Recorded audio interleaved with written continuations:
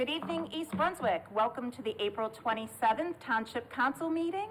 I am going to ask everyone to stand for the Pledge of Allegiance and remain standing for a moment of personal reflection. I pledge allegiance to the flag of the United States of America and to the republic for which it stands, one nation, under God, indivisible, with liberty and justice for all.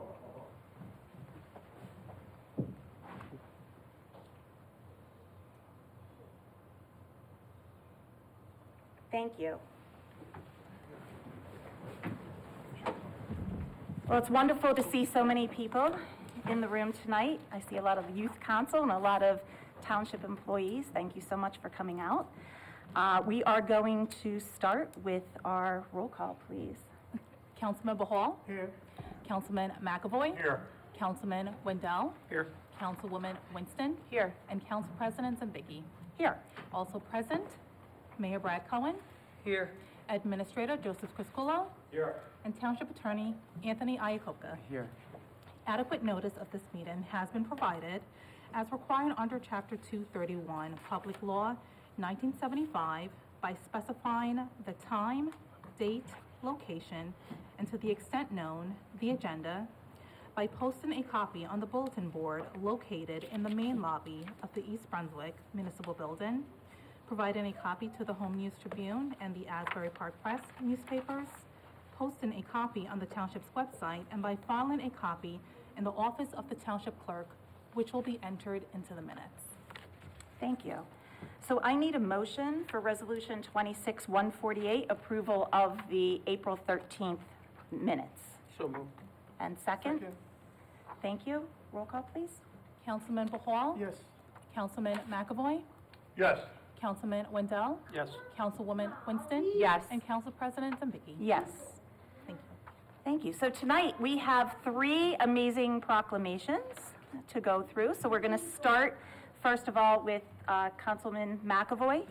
If you would kindly be giving the resolution for April being East Brunswick Volunteer Month and May 20th as East Brunswick Youth Council Day. So I think we have some folks that. Anyone want to join me, please? Yes. From the youth council? Oh, it's all right.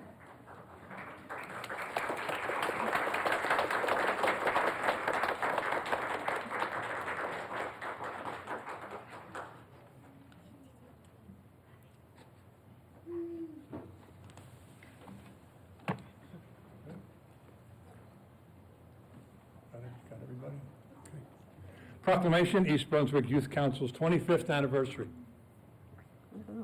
Whereas in May 2001, Karen Thier founded the East Brunswick Youth Council to provide a safe and welcoming space for the teens of East Brunswick to socialize while making a positive impact on their community. And whereas East Brunswick Youth Council has grown significantly over the past 25 years, reaching 800 members at its peak and maintaining a membership of more than 400 for the past 6 years straight. Wow. Whereas youth council members collectively contribute more than 10,000 hours of community service annually through volunteer work with organizations such as the Aldersgate Outreach Community Center, East Brunswick Public Schools, the East Brunswick Senior Center, the Daisy Association, Adaptive Recreation, Buddy Ball, local houses of worship, township parks and events, and many others. I didn't know that there was too many after they exhausted all of that, right?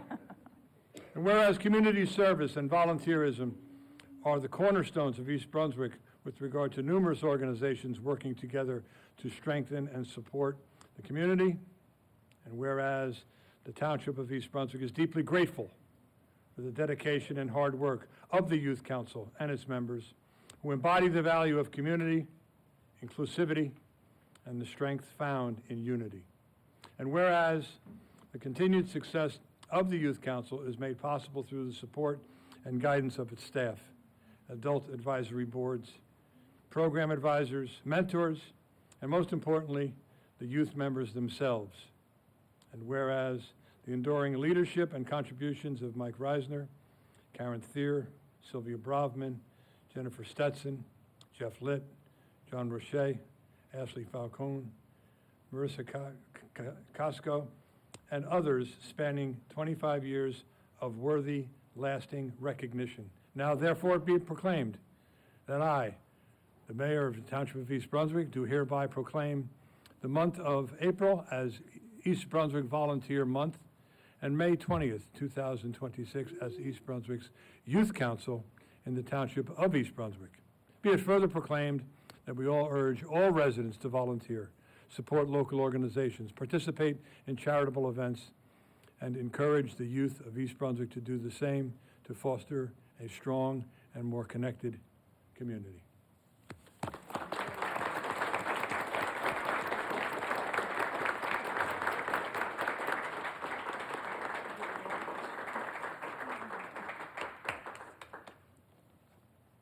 Oh, goodness. So I'll try to keep this brief.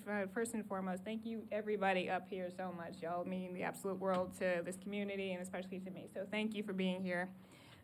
This evening's recognition of the East Brunswick Youth Council by Mayor Cohen, Council President Zimbicki, and the rest of the town council leadership, and especially, Council McEvoy as well, thank you, is deeply appreciated. The continued support and encouragement from town leadership has been instrumental in helping Youth Council thrive and grow over the years.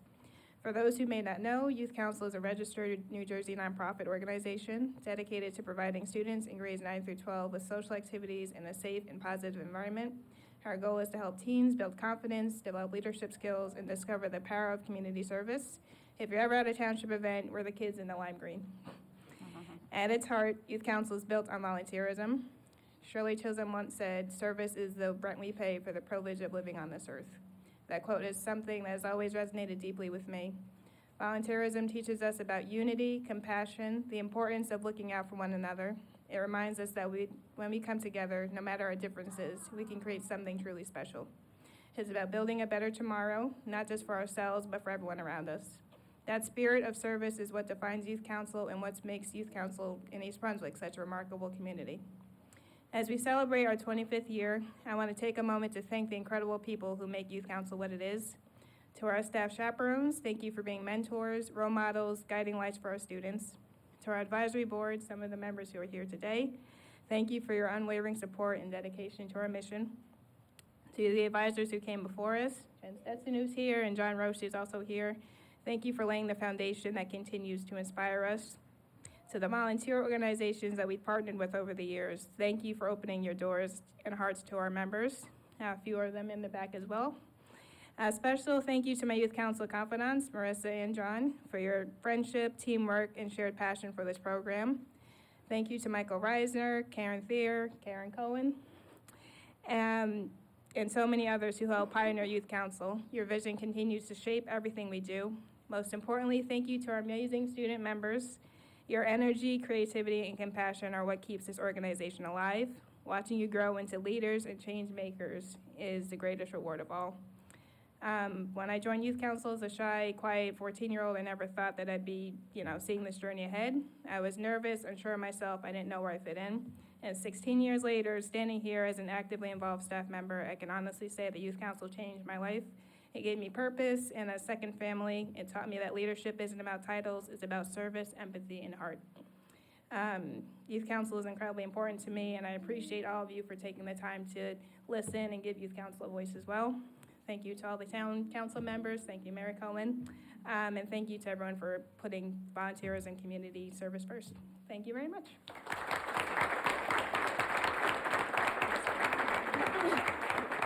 So don't go away, hang on, because we're gonna, I'm sure want to do a picture, so don't walk away. Don't walk away. But I just want to say, yes, there's a saying that we have in East Brunswick now. There's a lot going on in East Brunswick, right? And you certainly are, you buzz around all the time, no matter what it is. It could be Community Day and watching you set up there. It could be smaller activities, such as the sick day yesterday. I saw some of you there. You are amazing. You are so important to our community, and I am so proud of the work you all do and the leadership from your group. So thank you so much. So let's do a picture.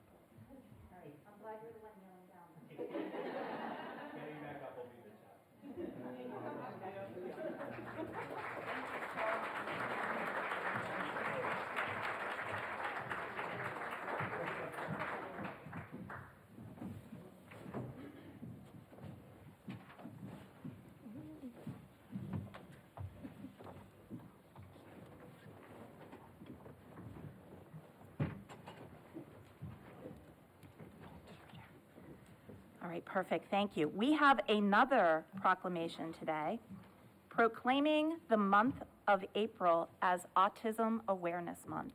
And Councilwoman Winston is going to be reading that. Do we have anybody from the audience here to accept? Thank you, there we go. Of course we do, look at this crew.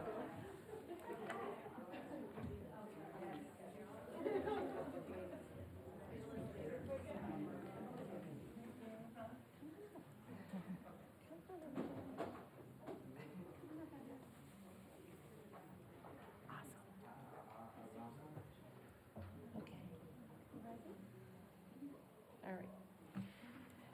This is for Autism Awareness Month, April 2026. Whereas autism spectrum disorder is a developmental condition that affects communication, behavior, and social interaction, and impacts individuals of all racial, ethnic, and socioeconomic backgrounds. And whereas New Jersey has one of the highest rates of autism in the country, where approximately 1 in 29 children are diagnosed with an autism spectrum disorder, reflecting the growing need for awareness, understanding, and support.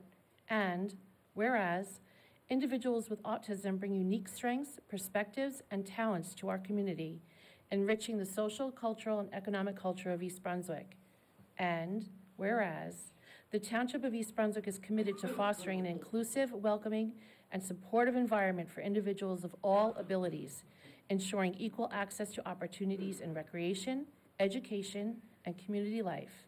And whereas East Brunswick Adaptive Recreation has long served as a leader in providing meaningful recreational opportunities and social connections for individuals with disabilities, promoting inclusion and belonging across our community. And whereas Autism Awareness Month provides an opportunity to increase understanding, promote acceptance, and celebrate the contributions of individuals with autism while encouraging kindness, inclusion, and respect. Now, therefore, be it proclaimed that I, Brad J. Cohen, Mayor of the Township of East Brunswick, and the Township Council, do hereby proclaim the month of April 2026 as Autism Awareness Month in the Township of East Brunswick. Given under my hand and seal, the Great Seal of Township of East Brunswick, this 27th day of April in the year 2026, Brad J. Cohen.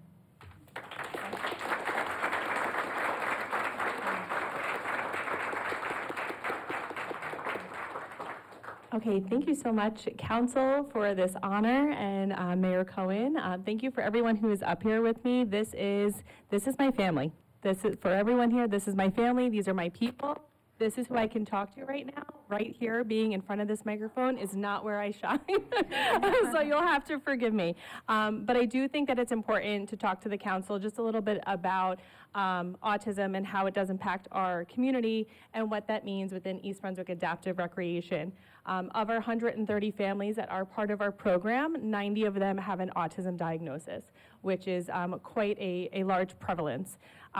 So if you can spare me a moment just to kind of tell you why we are so important. So, okay. East Brunswick Adaptive Recreation is formerly known as Daisy Recreation. We still all very affectionately call it Daisy from now, time and time again. But we've been providing recreational opportunities for individuals with disabilities in East Brunswick and surrounding communities for over 60 years. And in recent years, we've experienced a significant growth in participation, program offerings, opportunities for out-of-pocket fee support, and public recognition. We are recognized beyond New Jersey, so not just East Brunswick, beyond New Jersey. Within the last year and in recent intakes, we have had families come find us from New York, West Virginia, and Ohio, who just needed to put in a Google search for special needs programs on the East Coast, and we come up as a #1 search. The program also serves people currently as far as Ocean and Union counties within New Jersey. We serve individuals starting at the age 5, and there is no age limit. Once a child or adult hits 21, there is a cliff of services, and there is nothing available for them aside from day programs, which do not have a great history, unfortunately, so we are here to kind of fill that gap for them. Because there are very limited service, some participants have continued to be involved with the program for 30 years. East Brunswick Adaptive Recreation supports individuals of all abilities that require intensive hands-on support, but also those who drive independently, maintain employment, live on their own, and have personal relationships. To ensure financial accessibility, the program accepts Department of Developmental Disabilities funding through Medicaid for participants who are 21 and older, as well as perform care for camp services for anyone who is younger. We also have been lucky enough to have the Daisy Association, who has been here, a lot of them are here in our green shirts, who's been around with us for, again, near 60 years to help support a lot of our funding. They pay for our trips, they pay for a lot of the vendors that come in, and some of the recreational activities that we have.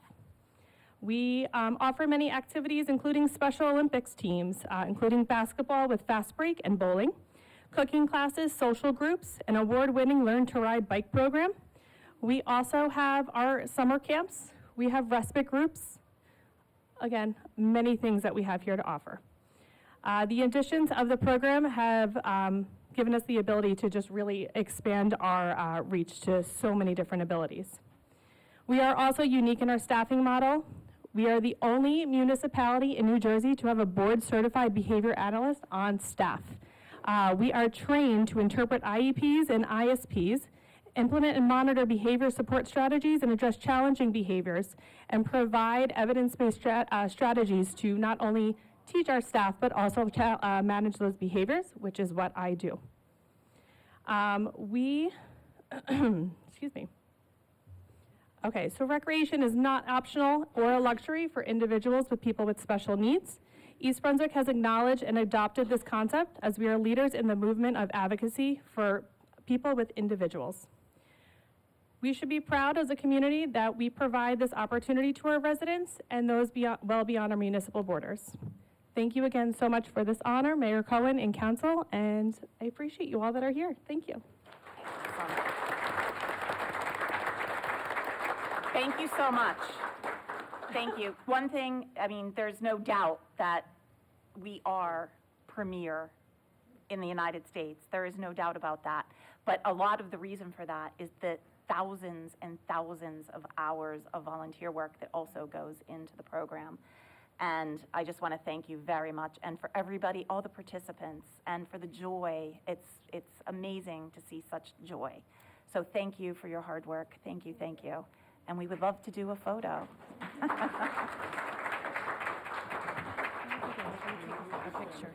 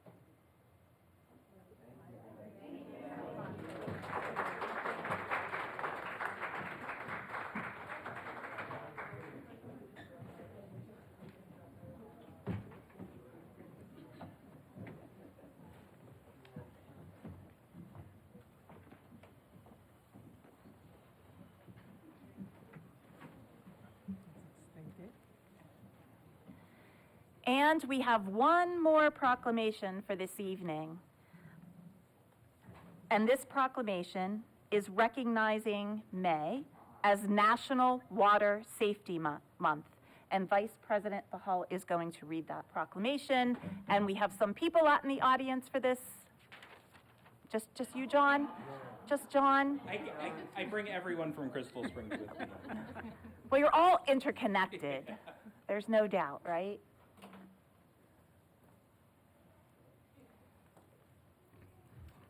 So Proclamation, May 2026 National Water Safety Month. Whereas the Township of East Brunswick recognizes the vital role that swimming and aquatic-related activities relate to good physical and mental health and enhance the quality of life for all people. And whereas residents understand the essential role that education regarding the topic of water safety plays in preventing drownings and recreational water-related injuries. And whereas residents are aware of the contributions by the recreational water industry, including work done by the New Jersey Recreation and Parks Association and New Jersey Swim Safety Alliance in the development of safe swimming facilities, aquatic programs, home pools, and spas, and related activities providing healthy places to recreate, learn, and grow, build self-esteem, confidence, and sense of self-worth, all which contribute to the quality of life in our community. And whereas it is important to recognize the ongoing efforts and commitments to educate the public on pool and spa safety issues, initiatives by the pool spa, water park, recreation, and parks industries, and whereas it is vitally important to communicate water safety rules and programs to families and individuals of all ages, whether owners of private pools, user of public swimming facilities, or visitors to water parks. Now, therefore, be it proclaimed that I, Brad J. Cohen, Mayor of the Township of East Brunswick, along with the Township Council and the Township Recreation and Park Department, to hereby declare May 2026 as National Water Safety Month, and do urge the residents of East Brunswick to support and promote this observance. Given under my hand and the Great Seal of the Township of East Brunswick, on this 27th day of April in the year 2026. Mayor Brad J. Cohen. Thank you. Thank you.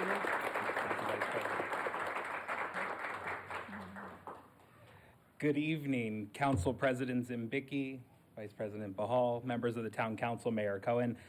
Thank you so much for declaring May as Water Safety Month. And to my fellow East Brunswick residents, thank you for sitting through 3 recreation proclamations tonight. On behalf of our director, Michael Reisner, I just want to thank the council for your continued support of what we do in recreation and parks. It wouldn't be possible without your support, and Mayor, your vision in terms of what East Brunswick can be. Over the past 3 years, East Brunswick has played a pivotal role in advancing water safety in the state of New Jersey and beyond. East Brunswick has hosted the past 3 Garden State Water Safety Summits, and we were the only township in the state of New Jersey recognized in the Garden State Water Safety Strategy as having been the host of that event, and our commitment to water safety in the township. Our shared goal across the state is to help reduce drowning by 30% by 2030. And there are many ways that we all can play a part in doing that. But the first and most important is helping to promote education to the public about water safety. The township is committed to helping to share that information. We have a website dedicated to helping our residents and other community members learn about water safety to keep you and your loved ones safe. If you go to our website, eastbrunswick.org/watersafety, I just updated it with videos and links and brand new parent sheets to help keep you and your loved ones safe. Additionally, beginning on Wednesday, May 6th and continuing through Labor Day, every Wednesday on the Crystal Springs social media accounts, there will be water safety information for Water Safe Wednesdays. There are 2 initiatives that I'd invite residents to participate in to help us promote this message. The first is our bathing suit drive for 2026. Last year, New Jersey Recreation and Parks Association and the New Jersey Swim Safety Alliance helped collect over 10,000 bathing suits to distribute to individuals and communities in need. Swim lessons are important, but one of the barriers to getting swim lessons are bathing suits. Bathing suits lead to swim lessons save lives, and that is something we are proud to partner with. The second is we will be hosting the world's largest swimming lesson on Thursday, June 25th at Crystal Springs. Registration will launch sometime in June. This is a free 30-minute water safety lesson for everyone. We are participating with colleagues across the globe in helping to set a new world record for the most swim lessons in one day. So I invite you to participate on that on Thursday, June 25th. Let's remember, water safety is everyone's responsibility, and I thank you, the residents of East Brunswick, and our representatives for helping to make that possible. Thank you. Awesome.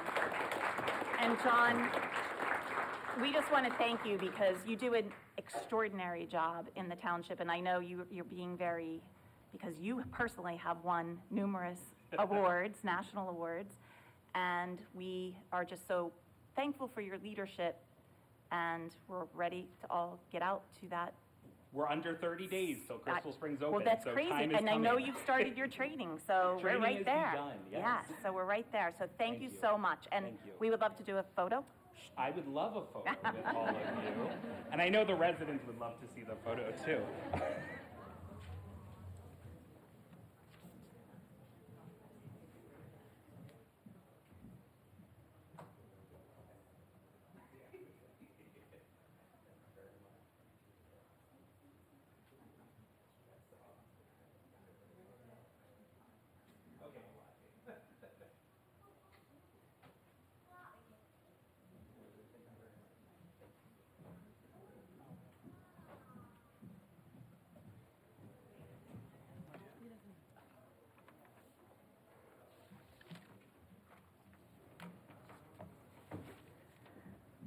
Okay, thank you so much. The room's a little lighter, but we still have people here, so that's awesome. We are moving on to a second reading of a township ordinance.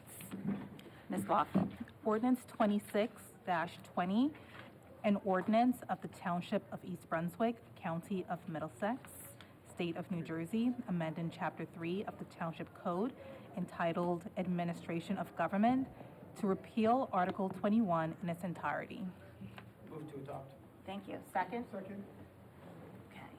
We are going to open this for the public hearing. If anybody wants to speak on this ordinance and this ordinance only, please come to the podium.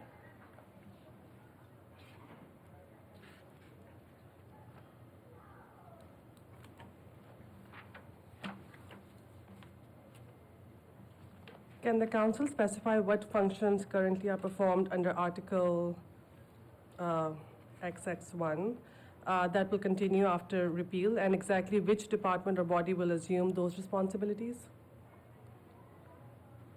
Are you okay with, everybody's okay answering? So this ordinance is an outdated ordinance that really dealt with the concept of volunteerism. We have really expanded our committees, and every piece of that gets covered under our committees. So this was just what we would call a stagnant ordinance that needed to be removed. So everything that was part of these responsibilities under this article are already covered by different teams? It's pretty vague, right? It really talks about volunteerism and getting involved in your community. It was pretty vague. So yes, I mean, clearly even tonight is a show of that, right? All the different ways that people can get involved in our community. Okay, all right, thank you. You're welcome. Anybody else would like to speak on this?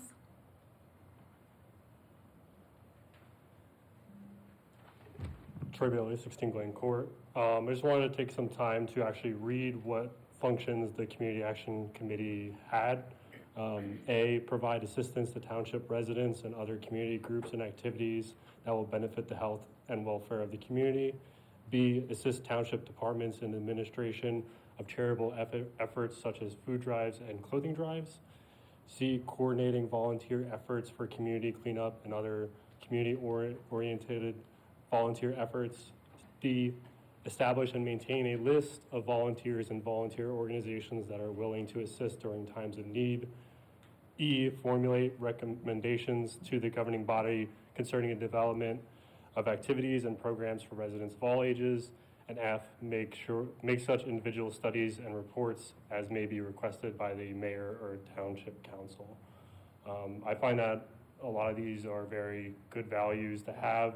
While some of these, yes, are redundant, in other committees, I don't believe that there is a committee currently that has a list of volunteers and volunteer organizations for different events. That list could be very important, could be a way to facilitate fire department volunteers, community cleanup volunteers, just, hey, if you need someone that's a senior, they need to have their snow shoveled, they need to have their grass cut. This is a way that we can kind of come together as a community and take our time to help each other. So I was just wondering why we would get rid of this community instead of filling it after it not being filled for so many years. Thank you. Thank you. I think I pretty much already spoke to that. It's an old ordinance.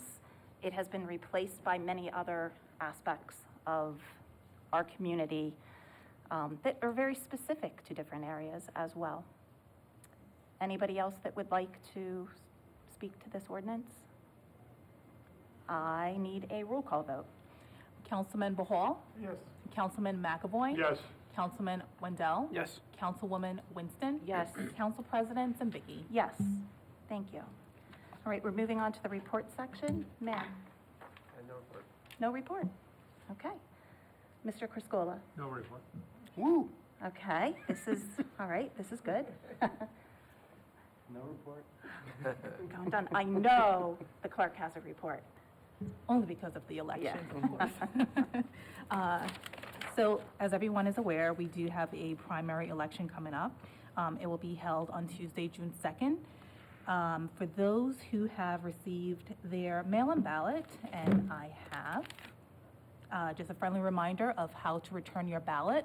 You can submit it via the U.S. Postal Service at no cost to you whatsoever. You can drop it off at the Board of Elections located at 26B Kennedy Boulevard here in East Brunswick, or conveniently utilize our ballot drop box located within our municipal complex by our municipal court and our police station parking lot. So once again, once you receive your ballot, don't hang on to it, just get it out and be done with it, check it off your list. Also, if you are not registered to vote here in East Brunswick, the last day to vote in the state of to register to vote in the state of New Jersey is May 12th. So once again, if you're not registered to vote, May 12th is the last day to do so. The Board of Elections office will be open until 9 p.m. on May 12th to accept all voter registration forms. You can also submit that form to the clerk's office. We'll make sure that we get that over to the Board of Elections so that you are registered to vote for this upcoming primary election. And lastly, we do have early voting. I will be able to elaborate a little bit further at our next council meeting, but early voting will take place if you're not able to vote on June 2nd, which is the day of the election. Early voting starts on Tuesday, May 26th, and the last day will be on Sunday, May 31st. Thank you. Thank you. And council members, does anybody have a report they'd like to share? Okay, perfect. All right, we're moving on to the public comment statement. Ms. Lawful, if you'd read the statement. The public comment portion of our meeting is to allow the public to bring to the council's attention their concerns or comments. In accordance with NJSA 10:4-12A and the East Brunswick Rules of Council, the council asks the public to limit their comments to 5 minutes or less. At the conclusion of the statements or questions from a member of the public, the council president, at her discretion, may choose to respond or not respond. Thank you. Would anybody like to speak at the public portion? Please. Troy Bailey, 16 Glen Court. Just wanted to keep it simple tonight. I appreciate the jot form and the film about the, or advertisement about the naming of the new park at Vermella. I was just wondering where residents can kind of find out more information about what's going to be in the park, so they can get a better idea for what to name it. And then also, why wasn't the town council where the community action committee existed? Thank you. Okay, thank you. Anyone else like to speak? Yes. Well, go next. Hello everyone, I'm Pankaj Goswami, 15 Scott Drive, East Brunswick. I have no questions, just I want to know, I need information. If someone wants to work and support on the day of election on 2nd of June as a election office, how can we help? Like a member on the election day. Yeah, election day. So each party has an election liaison that they can contact to work the polls. So I would reach out to the chairman or chairwoman of each of the two parties, the Democratic and the Republican Party, and they'll be able to put you in touch with the correct person. Yes. Thank you. Because it does take a whole lot of people, so we always appreciate So volunteers. as we get holidays on those days, so I can come and work. So I wanted to see if other friends, families also can support to make it more smooth and seamless. How can we help? Awesome. I think we can get you contact information. Thank so you. have it. Yes, thank you. Anybody else that would like to speak? I believe you. Yes, thank you. Good evening, everyone. Salman Iftikhar, residents of 1 Highview Road. So in our last meeting, I have mentioned about having a additional school guard. And I think Kevin McEvoy, you have mentioned to reach out to the Board of Ed.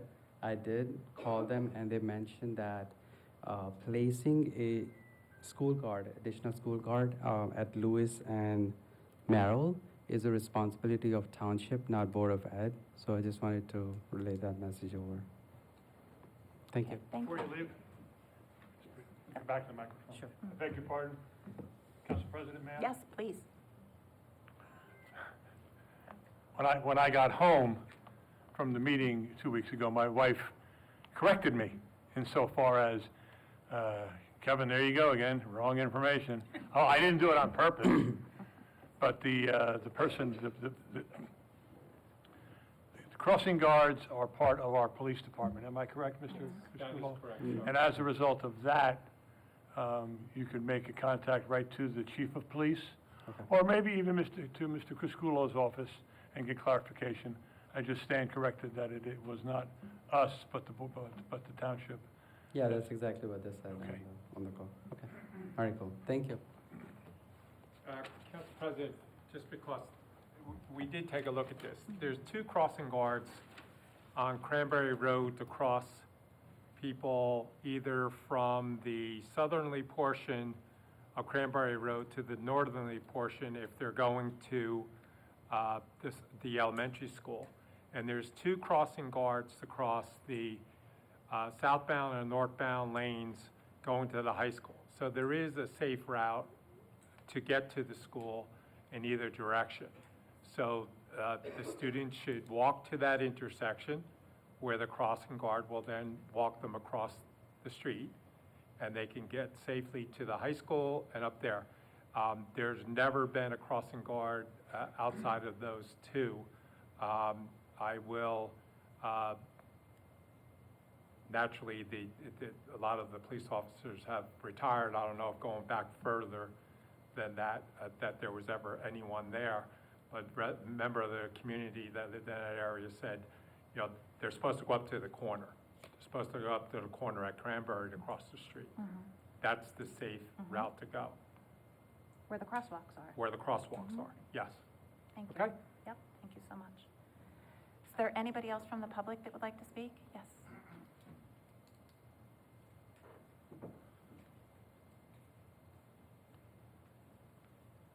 Mr. Mayor, Town Council, Mr. Zimbicki, Town Council. Appreciation to the autism group there. My grandson lives with me, he has autism, and it's terrible. It's, you never know what they're gonna do. He's on medication every hour, and it's just, I mean, he broke a window one time, threw an iPad out of it, but it's good what they're doing. The other thing I was looking at is I see a lot on Facebook and through these stuff that, about the meters, the new electric meters, how they still run even when the power is off. I just wondering if anybody could check into that. I mean, it's been proven on the video. Guy shuts the whole power to the house, not one house, he did a couple houses, and this thing still's running. He's trying to sell these little gadgets that you plug in, you're supposed to save electricity. But I think it's a scam myself. I mean, I didn't even want my meter changed. They come and did it. If I didn't do it, they would charge me $15 a month. I might have been better off leaving it alone. Because years ago, meters, you could even tighten up a screw and make it go slower, years ago. But there was a key to it, which everybody had. But I personally think something should be said about that, or have the Better Business Bureau look into it. And as far as that, we're going to talk about the budget, correct? It's coming up. Okay, that's all, thanks. All right, thank you. Anybody else that would like to speak? Please come to the podium.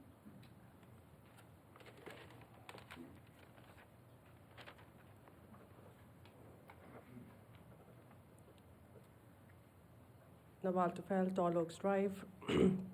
So the reason is, again, and I think you are aware why I am speaking again, it's about the sister city that we have within Israeli city. There are so many reasons, but between the last time I spoke and today, the war crimes that Israel is committing has increased. There's no ending to what they're doing, and that is, I think, the right reason why you should consider breaking this symbolic relationship. The other reason is that East Brunswick has this sister city with Israeli city. I don't even know the name of the city, and I don't want to know. It's because Israel, why we should break it is because Israel targets civilians and civilian infrastructure in Palestine, and it's a war crime. And I think war crime is a very good reason for you to consider why you should not have any link, any connection with any country that's committing war crimes. Israel has world's most advanced technology, thanks to our US tax dollars that we give to Israel in the form of foreign aid. So when they bomb schools, knowing it's sheltering hundreds of women and children, it's a choice they made. And Israelis made these choices on a daily basis because daily we are seeing that they are killing civilians. Just 2 days ago, their target killed a pregnant woman and a 4-year-old daughter. Can you imagine that? They are killing pregnant women. Israelis are literally truly monsters. There is no normal human being who can inflict so much pain and suffering on children, and then they can go back to their own families and live a normal life. There are other reasons too why we should break any kind of relationship with Israel. It has killed more journalists in the last 2 years than World War I and II combined. All of them were target killings to hide its ugly genocide and Holocaust of Palestinians. It's doing forced displacement of native people in Palestine and Lebanon for decades now, and it accelerated it in the last few years, which is another war crime. It has also used starvation, the crime of crimes, and it's a crime against humanity, and I wish no one ever, not even Israelis, have to go through this crime. But Israelis are basically stopping food and aid. They did that, and there were children who were starved to death. They have made thousands of children orphan, and hundreds of them are also paralyzed now due to indiscriminate bombing with no health care, because the hospitals were also bombed by Israel. There are recent articles about how children in Gaza are losing their ability to talk due to daily trauma of bombardments and killings that they see. Israel is a terrorist, satanic country. If you even want to call it a country, it's a cult. So my question again is, what is stopping this administration to break this symbolic gesture? There has to be something that's stopping you for all that they have done. If it was any other country, I have no doubt. You will not take another meeting to break it. But it's just Israel, and there's a reason, and we all know that. And it's a shame if you don't do the right thing while you still can, and you're still in the office. Is there anybody else that would like to speak? Okay, I'm going to close the public portion. I do want to back up a second. Councilwoman Winston is part of our Arts Commission, and I think if you want to share a little bit about the new park at Vermilla and maybe a little bit of a possible vision. I'd love to. Thank you, Council President. We are still looking, running through the names and figuring out what is a great name for it. The park at Vermilla, I'll call it that just for the sake of identifying it, is in a section between Route 18 and the structures there. And it's kind of in a bowl. The topography of that area goes down a little bit, and then it kind of rises back up to Route 18. And there is a retaining wall and like a sound barrier that we did put up to help with the noise issues that might come from the highway there. The designs that I've seen so far, they're beautiful. The trees that when they say the developer is ordering, they're mature trees. They're not saplings. They're going to be mature shade trees. Shade is a big consideration here so that people can visit the park and stay there and not be in the hot sun and stay there comfortably. We are also taking a lot of steps to make it part of the community, in that we're inviting the community to participate in the art installations and creating those. Specifically, we have 12 schools in East Brunswick, if we include Hatzekva, and we are inviting all the schools to participate in a cohesive art mural project on that retaining wall there. So it'll be a colorful, beautiful wall as you walk through the park. That exemplifies who we are. It's our community that actually is making the art for this. So we're really excited about that. There will be 2 restaurants that will be built kind of adjacent to this area as well, that will have rooftop and outdoor dining there. So that'll be a factor, that'll be at play there as well. And some floating easels, so that if you're inspired at all by all the landscape that's around you, mind you, you're not really going to see the highway, you're going to be seeing trees and beautiful landscaping, and a trail with lighting, 2 water features, an amphitheater, and walking trails. So it'll be beautiful, and the pictures are certainly gorgeous. And we'd love to hear your ideas of what we should name it, because it really is carved out for you. You know, we've been through a lot this past couple of years with the redevelopment on Route 18, and we're wrapping up this section anyway, and this was set aside for you, for the community. So please share your ideas with us. It's important to us that you share it, and we're looking forward to see what your ideas are. Thank you. Thank you. And I think it's important to know that the park in Vermilla is something that is a public space that the developer is providing for the community. So looking forward to it. And I believe the art is also going to be fluid. Somehow they're going to manage, right? So it can be changed. Yeah. So it's not there Exactly. forever. It'll be changed along We the can way. update it as we Yeah. go and add more as we see fit. Awesome, thank you. All right, thanks so much. All right, we have a resolution, 26-149, that requires a separate vote. Ms. Lawful, if you'd please read. Resolution authorizing the Township of East Brunswick through the East Brunswick Police Department to participate in the Defense Logistics Agency Law Enforcement Support Office 1033 program to enable the East Brunswick Police Department to request and acquire excess Department of Defense equipment. Thank you. A motion? Motion adopted. A second? Second? Thank you. And a roll call, please. Councilman Behal, Yes. Councilman McEvoy, Yes. Councilman Wendell, Yes. Councilwoman Winston, Yes. and Council President Zimbicki. Yes. All right, we have another resolution requiring a separate vote. This is 26-150, Ms. Lawful. Resolution authorizing the reading of the 2026 municipal budget by title only. Thank you. Do I have a motion? Motion approved. And second? Second. Second? Second. Okay, sorry. Perfect. And I am going to do a roll call vote, and then we'll read the details, correct? Okay, thank you. Councilman Behal, Yes. Councilman McEvoy, Yes. Councilman Wendell, Yes. Councilwoman Winston, Yes. and Council President Zimbicki. Yes.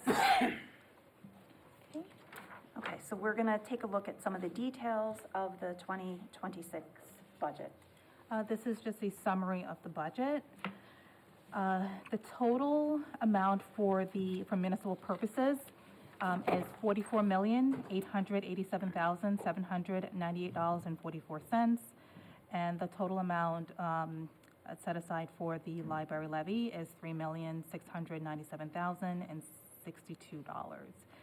Summary of revenues. General revenues, surplus anticipated, $7,009,962.45. Miscellaneous revenues anticipated, $31,200,211.22. Receipts from delinquent taxes, $1,555,000. Amount to be raised by taxation for municipal purposes, $44,887,798.44. Amount to be raised by taxation minimum library levy is $3,697,062. The total revenues equates to $89,410,071.66. Summary of appropriations. General appropriations within cap. Appropriation including contingency. The total amount is $51,261,447. Deferred charges and statutory expenditures, municipal, $10,385,035. Excluded from caps, operations, the total operations excluded from caps is $5,585,366.88. Capital improvements is $1,000. Municipal debt service is $18,527,222.78. Reserve for uncollected taxes is $3,650,000. The total appropriations equates to $89,410,071.66. Thank you, which leads to a balanced budget. We're going to open this for a public hearing. Before we do, I just want to thank, we have Ms. Albanese over here, who is our financial officer of the township, who worked very hard with her department and our department chairs throughout the township to develop what we think is a very responsible budget. It was very important to this town council and to our mayor to make sure that our budget amounts came in as low as possible. And I know we were looking, I guess it was a month ago now, at about a 3% budget increase. And we asked everybody to go back and sharpen their pencils and see what we could do to make sure that the township portion of the budget remained essentially flat with a small increase. And that certainly has happened, and I know we're all very happy about that. I don't know, Mr. Criscuolo, would you like to speak to this? Yeah, the increase equates to .9898, so. Which comes into where we've been for the past 8 years, Pretty much. pretty much. Okay. Yep. And I'd like to thank Angel for her work. We spent a lot of evenings together going over this. We appreciate it. Thank you. Thank you, Council President. Okay. All right, so would anybody from the public like to comment on this budget? This is our public portion. Okay. Mr. Angosola, yeah, come on.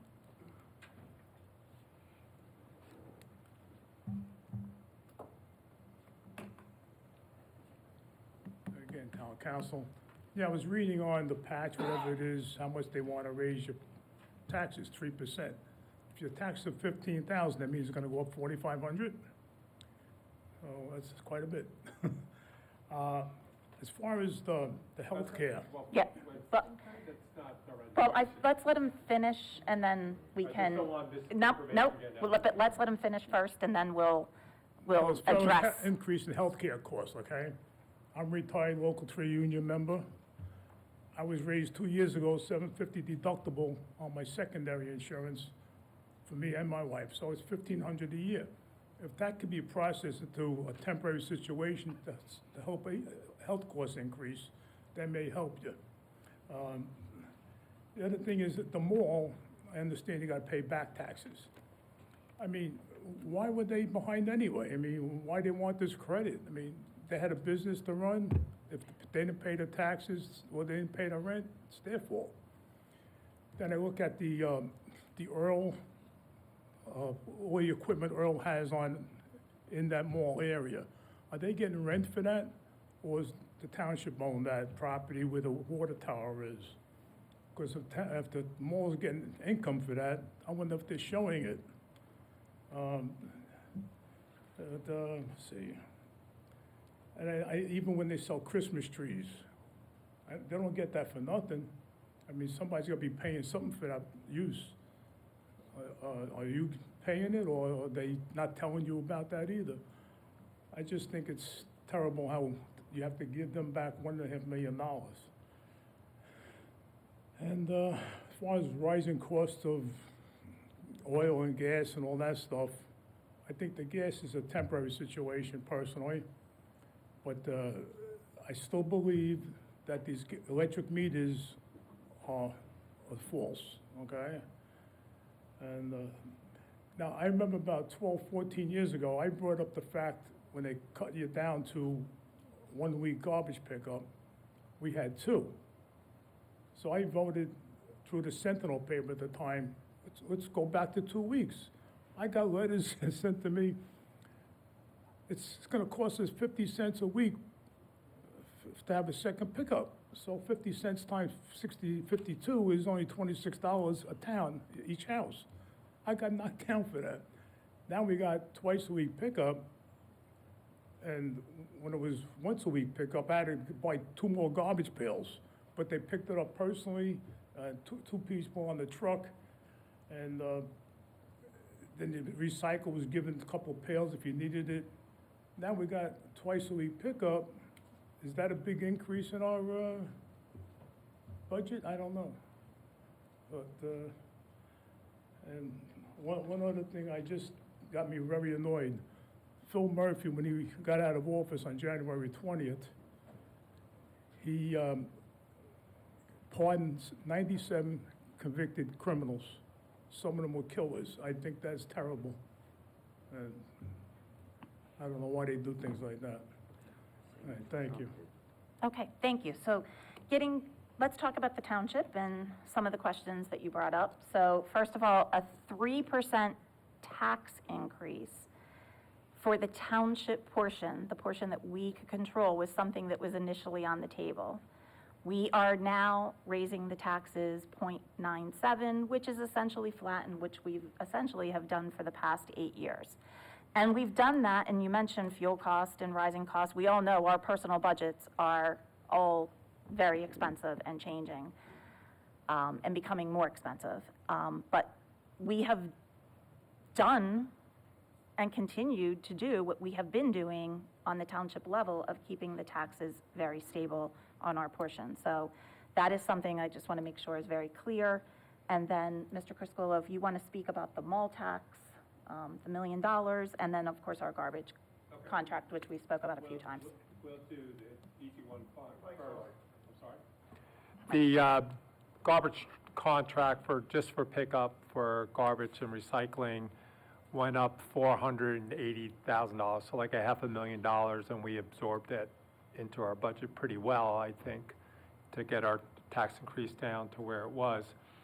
That doesn't include our disposal. So we have to pay to dispose of trash. We pay for it by the ton. Likewise with recycling, where in the past we used to get money for recycling, now we pay money to get rid of it, which is pretty much the same amount per ton that you're getting rid of trash. It has to go to another location, has to be sorted. A lot of people throw things in recycling that don't belong there. So we pay for recycling pretty much what we pay for trash. By recycling, it just keeps it out of the landfill. We need to keep that landfill available as long as possible. We also get host community benefit for having the landfill in the town. So it is a benefit to us that it's close. Other towns that are further away from the dump, their increases are higher. Why? Because their trucks have to drive to the landfill. So that's the easy one.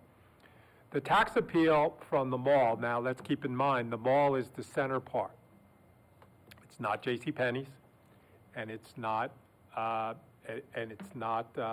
Macy's or Olive Garden or Habit Burger or any of those places.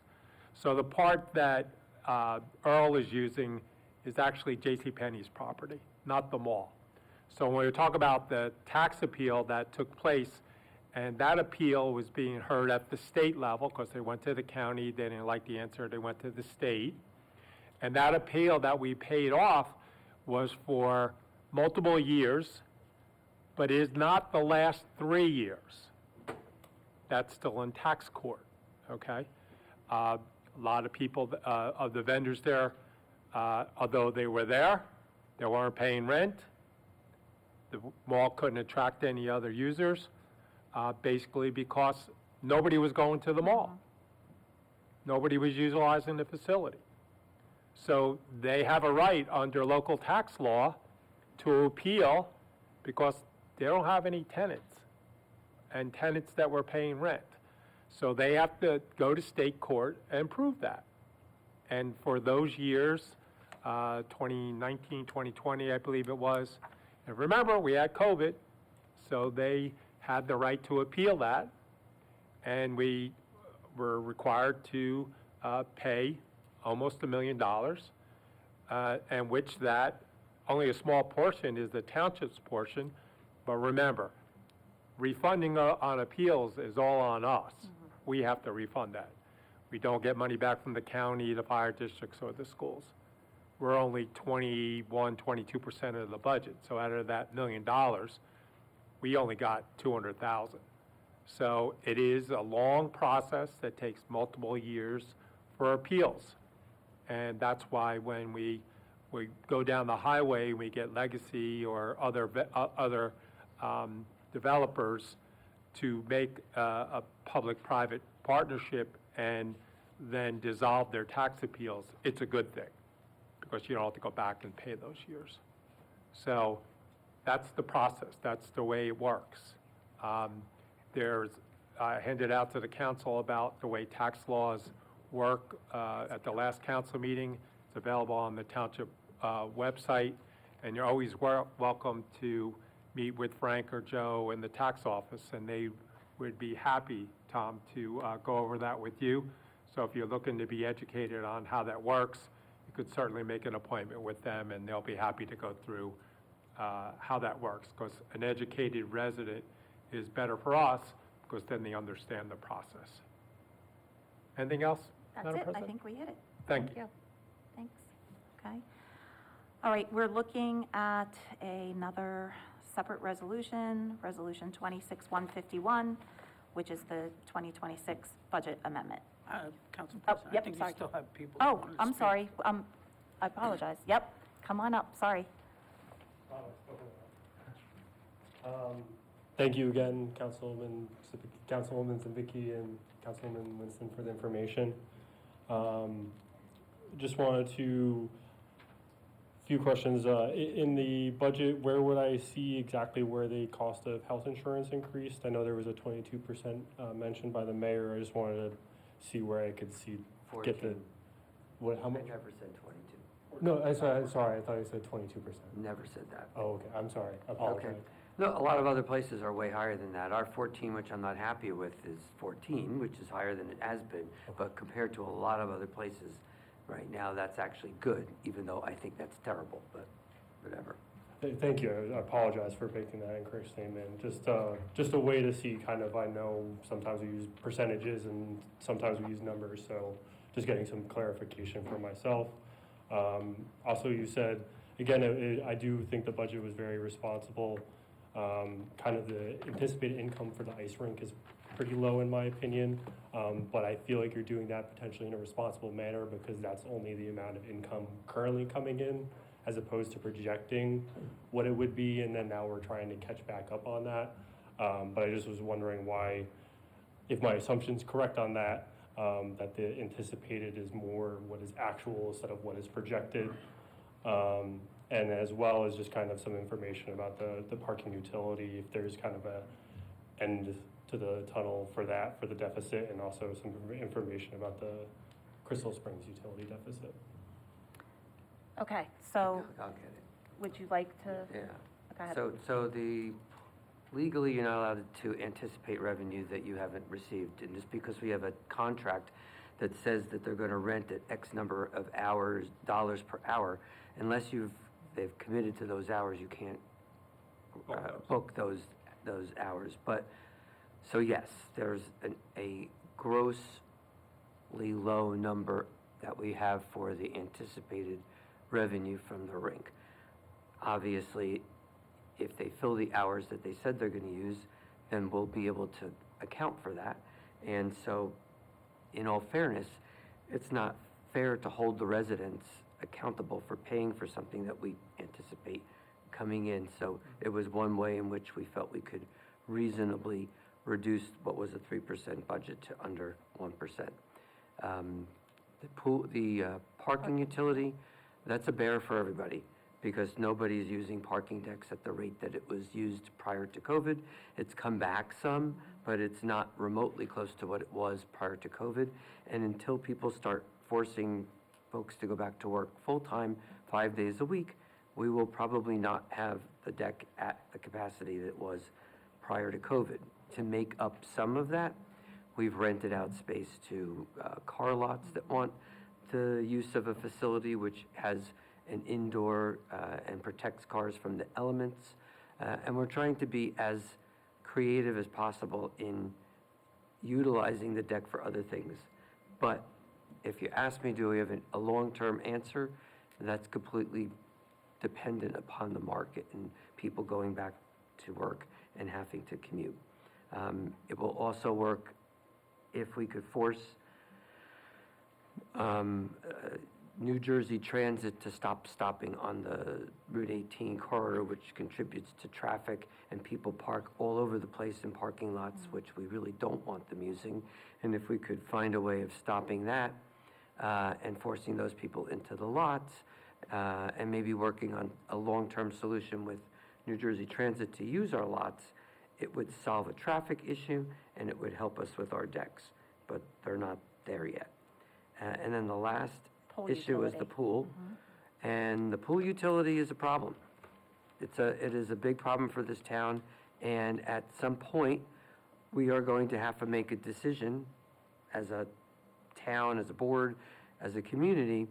Is it even something that's worth continuing as an ongoing business? It's only open 2 months a year. We have minimum requirement for funding of the minimum wage. It's hard to find people, even with the high minimum wage. Because of the high minimum wage, the amount of time it takes to train these kids, the fact that we now have a rink open where they could work all year and indoors, so they don't have to worry about being told the minute they show up that it's raining, and now their job that they planned on working on, their hours are cut. So it's more predictable than working in the pool. So it's going to get harder and harder to find people, to train people to run a pool that we only operate for 2 months in the year. The cost of running it keep going up between chemicals, maintenance of equipment. Everybody complains that it's being used primarily from people outside of the town, but if we didn't have people from outside of the town using it, it would have actually closed years ago, because that's what's keeping it afloat. So at some point, we need to decide, is this something that's just a service, and we're going to ask residents to pay when it falls into to a hole, into the red, or are we just going to shut it down? We haven't had that conversation yet, but it's one we're going to have to think about relatively soon.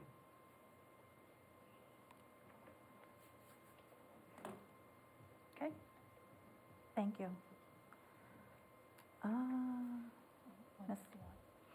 Okay, now we're at 151, okay. Everybody else, is there anybody else to speak for this? Okay, thank you. All right, resolution 151 is our 2026 budget amendment. Resolution authorizing the amendment to the 2026 municipal budget of the Township of East Brunswick for calendar year 2026. Motion approved. Second? Second. Thank you, roll call? Councilman Behal, Yes. Councilman McEvoy, Yes. Councilman Wendell, Yes. Councilwoman Winston, Yes. and Council President Zimbicki. Yes, yes. So I just want to Yes. publicly thank the council for asking us to look back at the budget. The 3% was something that we thought we would be comfortable with and gave us a little bit of cushion, but looking at where folks are today in dealing with their own personal budgets, doing a little bit more pencil sharpening and reaction to what we're hearing in the public caused us to take that second look. And I don't think we're putting ourselves at all in any position where we can't meet our obligations.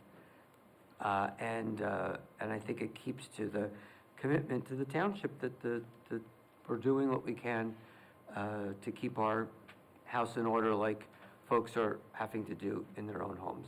So, thank you. Okay, our consent agenda, resolutions 26-152 through resolutions 26-163. Does anything need separated? Okay, we're good. Okay, do I have a motion? So moved. And second? Second. And roll call, please. Councilman Behal, Yes. Councilman McEvoy, Yes. Councilman Wendell, Yes. Councilwoman Winston, Yes. and Council President Zimbicki. Yes. Thank you. Thank you. We are at the point of our agenda for the good of the cause for the council. Councilman McEvoy. Melissa Hosick, adult programming librarian, has been recognized by the American Library Association's Reference and User Services. She is the winner of the 2026 Margaret E. Monroe Library Adult Services Award for her achievements in her profession. Congratulations to Melissa. Thank you. Thank you. Yes, congratulations. Anyone else have anything for the good of the cause? Everybody's good? Okay. Our next meeting is May 11th, and that will be our budget adoption at 7:30. And do I have a motion to close for the night? Motion adjourned. And second? And voice call. Aye. Budget and Aye. Thank you.